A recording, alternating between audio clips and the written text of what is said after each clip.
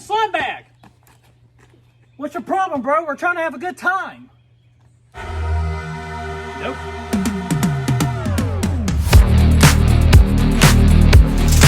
Who the hell are you? What the hell?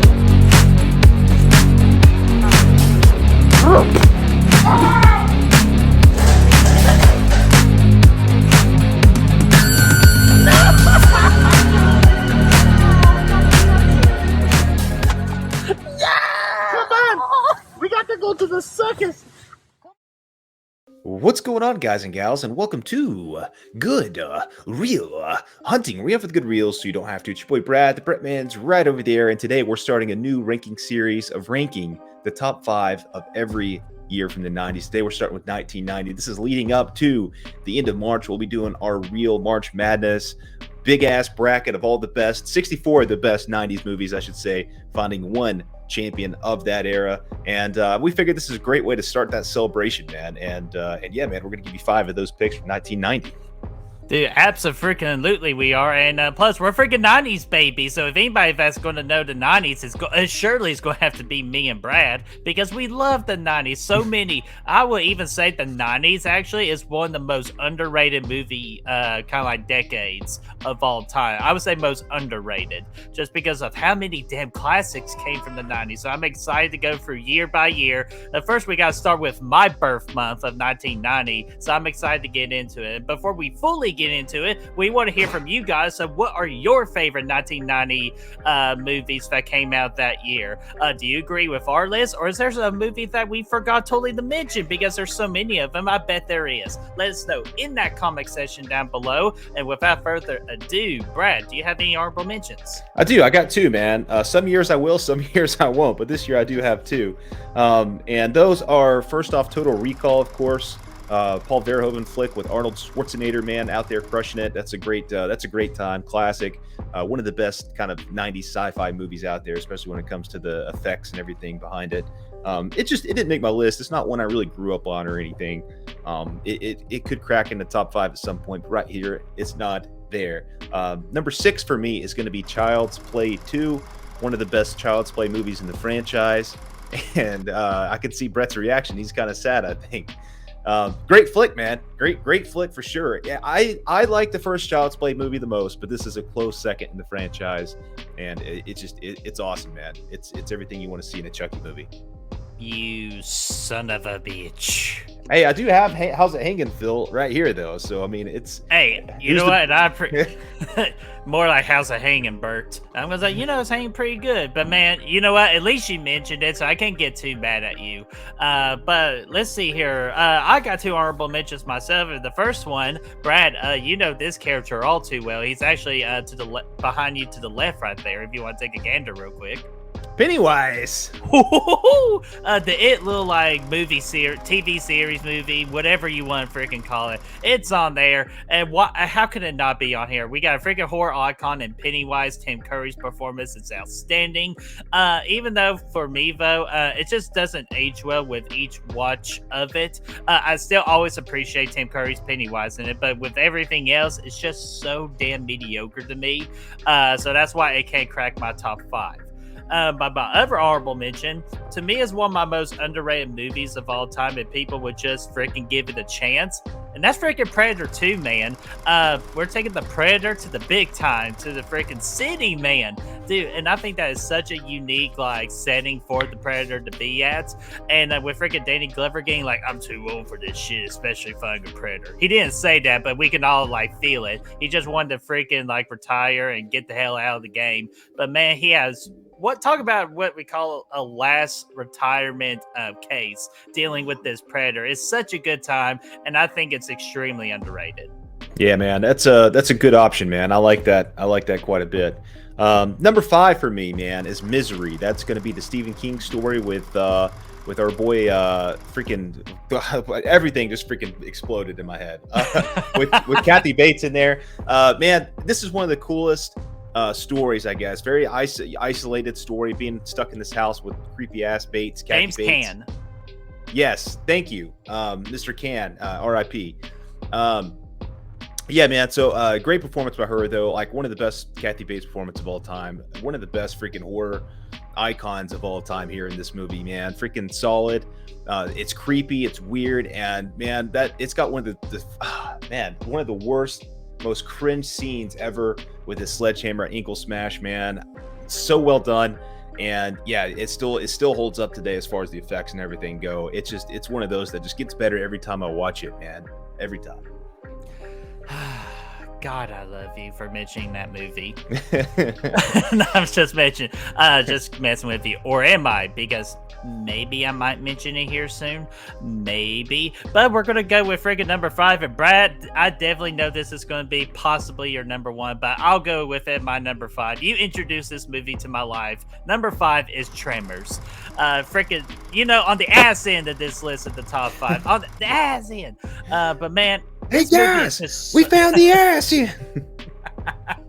Man, dude, this movie is just so much fun. And I just remember how excited you got showing me this movie for the first time. We had a bunch of friends over watching this, and dude, this is just a perfect movie to get a bunch of friends, open a cold one, and friggin' just watch these two goof of characters, to tackle these creatures, and actually pretty good looking creatures for the time of the starting of the 90s. So it is a really damn good time. I highly suggest this movie to everybody.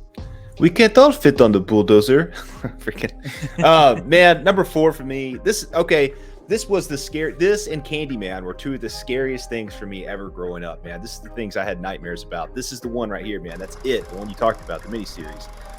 Man, I had the VHS as a kid. I destroyed that box because I could not stand to look at Pennywise in our movie room, man. I had to say no. I took a sledgehammer to it, smashed it to pieces. I'm like, I don't need this in my life, because Pennywise, Tim Curry, gave me nightmares, man. He's the guy that nightmares were made from. And you know what? I still prefer this, I think, to the new movies. I think it takes the tone. It doesn't have the budget. It doesn't have the acting, aside from Tim Curry. But dude, it's got the tone, man. It's got that it nails Derry. It makes Derry feel real. It doesn't do this comedic stuff like the remake did. It's really scary. It's weird. And yeah, the second half of the movie kind of drags a little bit, when they're doing the adult story. And those actors, but you know what? The kid story in this thing kicks ass, man. It's scary, and dude, I love that version of Pennywise. Man, and what friggin' gave you the most nightmares about Pennywise? Was it the Jamaican accent or the Arnold Schwarzenegger voice? Or even the Jar Jar voice? Now, damn it, that's my interpretation. No, just okay, but we have to move on here. So my number 4, Brad, you might be surprised it's not higher up for me, but it's Child's Play 2. I'll continue what you said about it earlier. I definitely think this, as of this moment of this particular video, Child's Play 2 is my favorite of the Child's Play franchise, because it just offers everything that the original does, but 2 times more, which you definitely need to do that for a sequel. That's like the most important thing to do for a sequel. And my man Chuck freaking does all that with his great one-liners of how's it hanging feel, and it's just the third act with the toy factory with Kyle and Andy, freaking epic as a mofo. So I definitely put it at my number 4. Chuckles, that's my buddy, man. Dude, so this one might surprise a few people that it's here at 3. This is probably most people's 1, and it's always been one that I've been kind of. Let's just go ahead and talk about it. It's Goodfellas. Number 3 is Goodfellas. Classic emotional damage. Dude, I love this movie, man. I really do. But I've always been partial to The Departed as far as the Martin Scorsese film. I know they're not the same movie, but I prefer The Departed over Goodfellas myself. I still really enjoy it. This isn't one I visit that often. It's super long. It's one that it's once every few years for me, and I love it every time I watch it. I know I'm saying kind of negative things, but it's still one of the best like mob movies of all time. I think it, without a doubt, it's right up there when you're talking about Godfather and all this other stuff. This belongs in that conversation. And yeah, man, it's one of Martin Scorsese's greatest flicks, which is saying a lot because he's one of the best directors of all time. Of course, Ray Liotta, R.I.P., tore it up in this flick, man. This is where he kind of created a name for himself. Man, great cast. Joe Pesci, Robert De Niro. Let's rock and roll with it. Number 3 is Goodfellas. I just don't know what to freaking do with you, man. Just got to bring you in for a little interview or a promotion, and then, Anyways, but I'll forgive you. I'll forgive you, Fo. You know what? Because this is actually a nice transition with how much misery you put me through with that freaking number 3 of yours. Because my number 3 is Misery, and how could it not be? Freaking Kathy Bates with an absolute epic performance as Annie Wilkes. Definitely, possibly one of the more underrated horror icons of all time. Like, no, I'm not saying that. She's like, oh my god, but she is, oh my god, and not enough people talk about her when we're mentioning the greats in the horror genre. Definitely her character, Kathy Bates went all out. The tone and atmosphere is there, and as you said, the freaking cringe with the freaking ankle break and all that. It's just always so difficult for me to watch. But absolutely love Misery. So my number 3 is Misery. Hell yeah, man. And getting this top 2 together, it all came down to rewatchability, man. And these next 2 have that for me. Both movies I watch all the time. Both movies I never get tired of. The second, number 2 movie, I'll give you a clue. Da, da, da, da, da, da. That's Home Alone, man. Freaking one of the best Christmas movies of all time. And it's one that I watch every year. It's one I'm probably always going to watch every year. And it's one that, just does not get old, man. This thing is Kevin McAllister rocking and rolling. It's got freaking Fuller wet in the bed. It's got freaking Harry and Marv running from spiders. This is the classic, the OG, the first one, man. The one at the McAllister residence. So yeah, it's this one's big time, number 2 for me. It's hard to put anything above it, but there is one thing that did slide up there. And we'll talk about that in a minute. And I already freaking know what that is. But you know what, Brad? I reached the top. My number 2 is also Home Alone. We'll freaking just continue that along, man. You showed me this movie for the first time towards the end of 2021. And, dude, absolutely had a blast with it. I apologize to everyone that it took me this long to watch this classic of Home Alone. Freaking love it. Kevin McAllister was a freaking epic legend in the kid acting of all time. Freaking amazing. Which that's the character, not the actor. Name of Kevin McAllister. But just to see like the 2 goofball robbers of Harry and Marv, freaking just with their shenanigans and all that. It's just so damn entertaining to watch. But the only reason it's not at number 1 because A, there's a better movie above that one, and number 2, just like the middle act of it, it takes a while, and you're just waiting patiently just for the third act, which is not a bad thing, but it's just more of a nitpick. So my number 2 is Home Alone. Hell yeah, man. Number 1 for me, man. The best in the trilogy.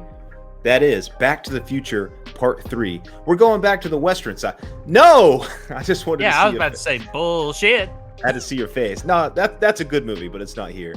In other words, fuck you! We're talking Kevin Bacon here, going Tremors, number 1 of my favorite horror flicks of all time, one of the most rewatchable movies for me of all time. Fred Ward and Kevin Bacon had the best chemistry as bros, going off in Nevada. Perfection, Nevada. This movie is Perfection, Nevada. Go ahead and call it that.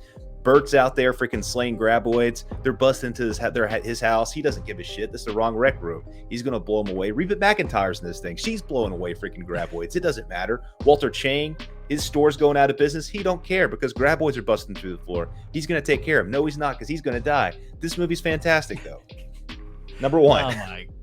Dude, oh, my gosh. And R.I.P. to Fred Ward, too.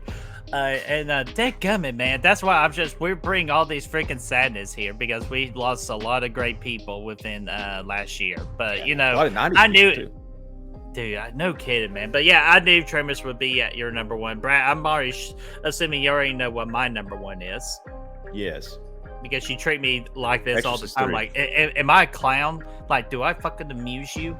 Nah, I'm just kidding, man. I did have a dream last night, actually, that I always wanted to be a gangster. So my number 1 is Goodfellas. Dude, this movie is so damn perfection when it comes to, like, the mob, like a mob movie and a gangsta movie, or however you want to do. I know there's a difference between, like, mob, gangsta, or clan, or whatever. However you want to interpret it. This is freaking great. Freaking perfection. So many amazing characters. Of course, my favorite, it's a Joe Pesci, freaking just nailing it. Way different than his role in Home Alone. Freaking more entertaining. It's always freaking just stuck in my damn mind with his performance.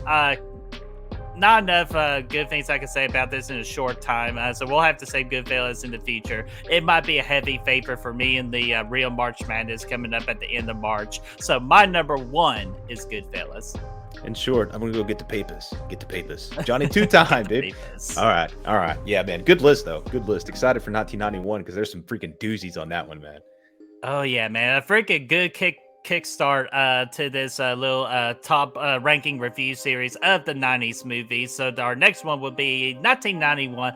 But want to ask you guys once more, what are some of your favorite movies that came out in 1990? Do you agree with some of our picks, or is there a movie that we totally forgot about? Let us know in that comment section down below, and let's get that discussion rolling.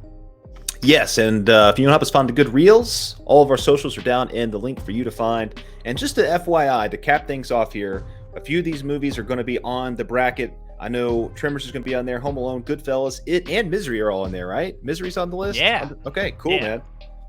Yeah, we're going to try to mention some of the ones that we have in the tournament too, but not all these movies we do in these upcoming videos are going to be in the tournament. Again, picking 64 movies from the 90s is almost nearly an impossible task. Like, you can even ask Brad, we had 200 movies to decide from. Yeah, dude, that was tough to get that freaking list together, man, for sure. It was tough to get it down to 64. It's the best bracket you'll ever see, man. Stoked about it. Yeah, absolutely. We'll be releasing that bracket soon, so you all can fill it out. But until then, we'll freaking see you for the next ranking, which will be 1991.